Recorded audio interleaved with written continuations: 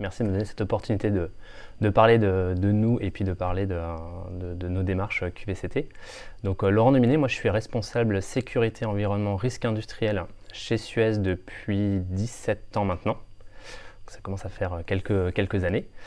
Et donc je suis dans la partie Suez recyclage valorisation France, donc tout ce qui va être le traitement, la valorisation des déchets, à la fois les déchets particuliers, donc ordures ménagères, collecte sélective, mais également tout ce qui va être déchets des industriels, des entreprises, qu'on va aller collecter, qu'on va aller traiter derrière pour les valoriser autant que possible.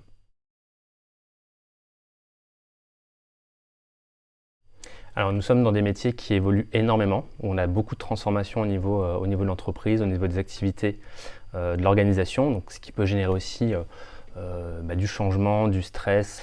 Et c'est dans ce contexte-là en fait, qu'on a voulu mettre en place un certain nombre d'actions pour pouvoir permettre à nos collaborateurs de s'épanouir, d'améliorer leurs conditions de travail, d'avoir des actions aussi de cohésion, de développement d'esprit d'équipe, tout ça dans le but de pouvoir aussi améliorer leur santé au travail.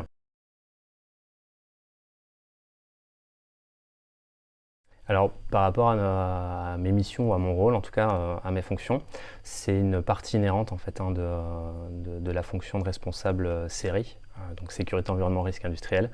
On travaille énormément sur le côté santé des salariés. À la fois la santé, il y a tout ce qui va être exposition aux produits chimiques par exemple, mais surtout l'aspect risques psychosociaux, santé au travail, le bien-être, l'ergonomie, les conditions de travail.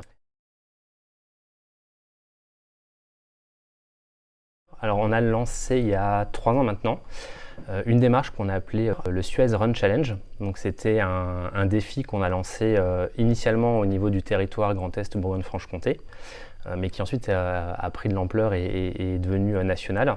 C'est un défi qu'on a lancé qui est à la base un défi sportif, donc le but étant de courir pour la planète. On s'était mis un objectif de faire 1 million de kilomètres avec les équipes participantes. Et à côté de ça, on avait voulu aussi développer des petits défis. Alors ça pouvait être ramassage de déchets, ça pouvait être des défis collectifs pour aussi du coup développer le côté cohésion, entraide et esprit d'équipe.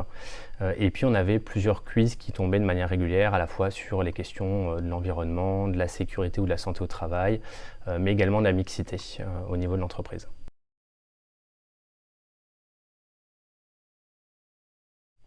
Plus que bien, je vais dire. Comme je le disais, on est parti à la base sur une démarche qui était territoire. Donc on s'était dit on aura à peu près sur les 1200 collaborateurs de nos métiers de service, on aura peut-être je sais pas, 10-20% de participation.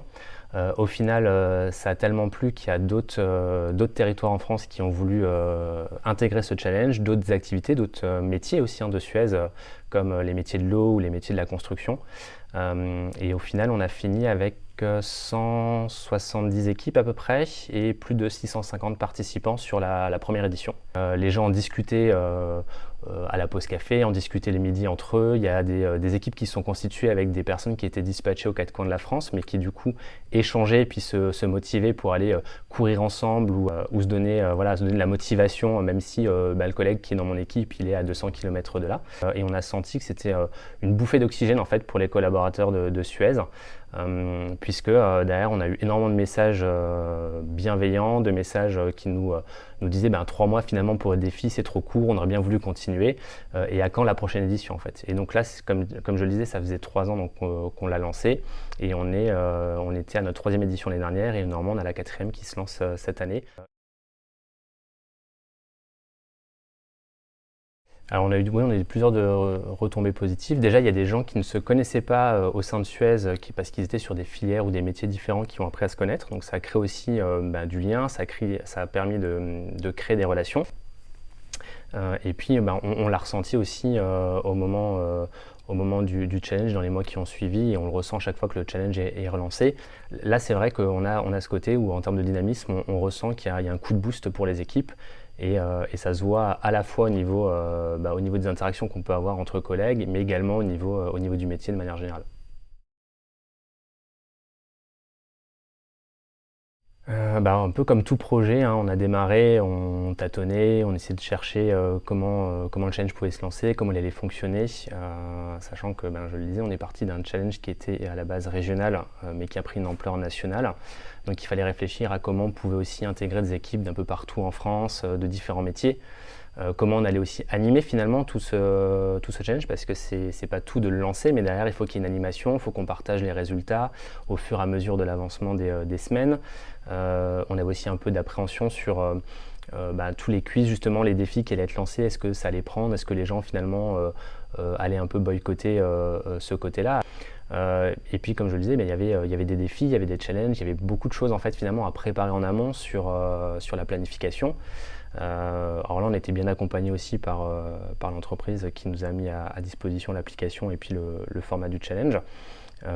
Et derrière, en fait, on a réussi à surmonter, on va dire, les différents obstacles au fur et à mesure, mais ça a pris, je pense, un peu plus de temps que si c'était quelque chose qui avait déjà été rodé et qu'on avait déjà pu mettre en place sur d'autres activités, d'autres missions par le passé.